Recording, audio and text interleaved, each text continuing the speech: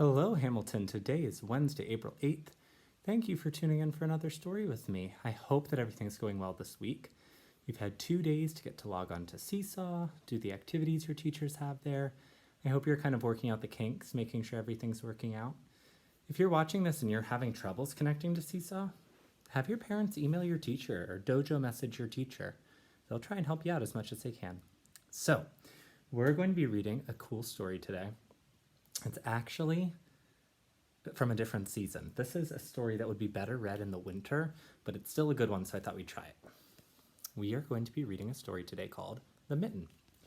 And this is adapted and illustrated by Jan Brett. So this is a really old story that was told over and over. So this is an adaptation, or her version of this story. Let's see if we can get started. Once there was a boy named Nicky who wanted his new mittens made from wool as white as snow. And there's a lot of really great details in these pictures. I love the parts on the side. They really give you a lot of information about the story. At first, his grandmother, Baba, did not want to knit white mittens. If you drop one in the snow, she warned, you'll never find it. But Nicky wanted snow white mittens, and finally, Baba made them. Well, you can kind of see the mittens on the side here. They're filled with snow.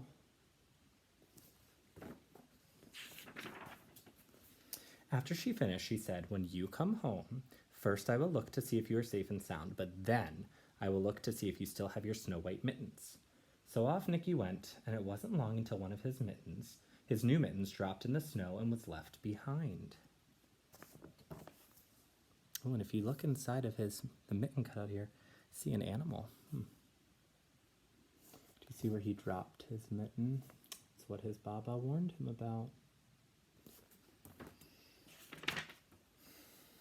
A mole, tired from tunneling along, discovered the mitten and burrowed inside. It was cozy and warm, just the right size, so he decided to stay. Now, if you look at the mitten, and you see that animal here, this is the same animal that was over here. That's the mole. So the mittens on the side are giving you a clue for which animal's coming next. Clue, clue. If you look in here, you even see a little bunny hiding there. A snowshoe rabbit, or a bunny, came hopping by. He stopped for a moment to admire his winter coat. It was then that he saw the mitten, and he wiggled in, feet first. The mole didn't think there was room for both of them, but when he saw the rabbit's big kickers, he moved over. Yeah, I wouldn't want to bother the mole either, or the rabbit either. Giving you a hint. Next, ooh, I like that sequence word, a hedgehog came snuffling along. Having spent the day looking under wet leaves for things to eat, he decided to move into the mitten and warm himself. The mole and the rabbit were bumped and jostled, but not being ones to argue with someone covered with prickles, they made room. And if you look in this mitten, it kind of shows what the boy's doing. You also see another animal here. See them all fitting in that mitten, and man, it's really stretching. A nice hint about what's coming next.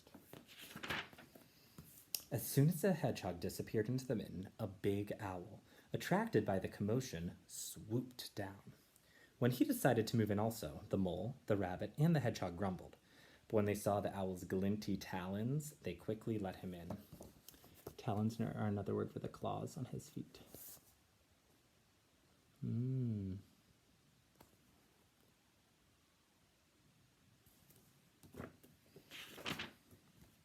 Up through the snow appeared a badger. He eyed the mitten and began to climb in. The mole, the rabbit, the hedgehog, and the owl were not pleased. There was no room left, but when they saw his diggers, they gave him the thumb. So they're letting him burrow into the thumb of the mitten. There's the badger. There's the boy. Here's the hint.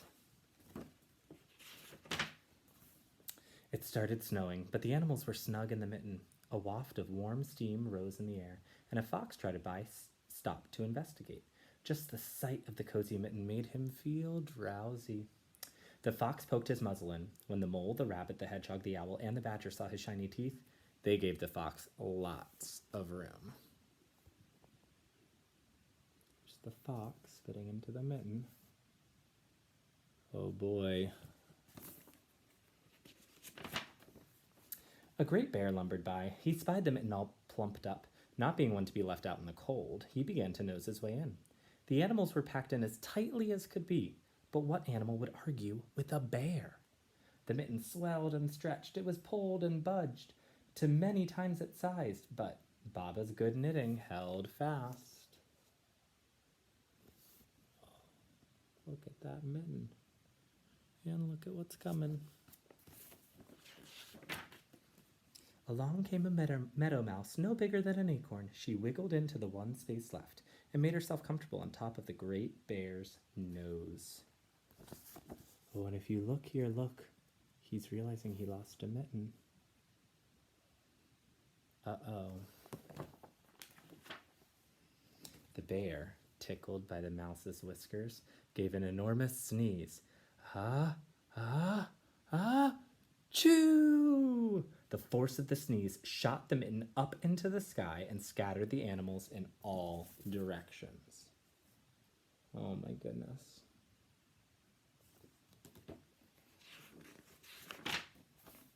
On his way home, Nicky saw a white shape in the distance. It was the lost mitten silhouetted against the blue sky. See all the animals scurrying off?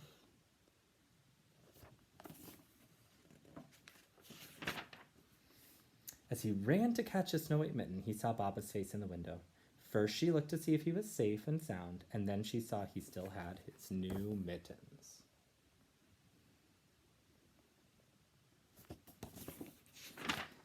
The end. All right, I hope you enjoyed that story. What I want you to think of for your literacy challenge for today is to see, can you sequence that story? Can you put all of the events in the correct order? So think of all the different animals that fit into that mitten. What order did they come in? If you need to rewind so you can review it, that's totally fine. What happened at the beginning of the story with the boy and his grandmother as Baba? What happened with them at the end? Make sure you include that in your sequence of events too. Another challenge, I hope you use some sequencing words like first, then, next, last, second, after that, things like that. I know you can do it. I know you're going to do great work. There's not going to be a new story tomorrow because tomorrow we're actually off for our spring break. So we're going to be off for Thursday, Friday, Saturday, Sunday, and Monday. And then new stories will be posted again on Tuesday. So I hope you're checking back in. I hope you're enjoying these stories. I hope you have a great weekend with your family and you get to do some nice things at home. Know that everyone here at Hamilton's missing you a lot, and we're proud of you for working so hard. Have a great day, Hamilton. Bye.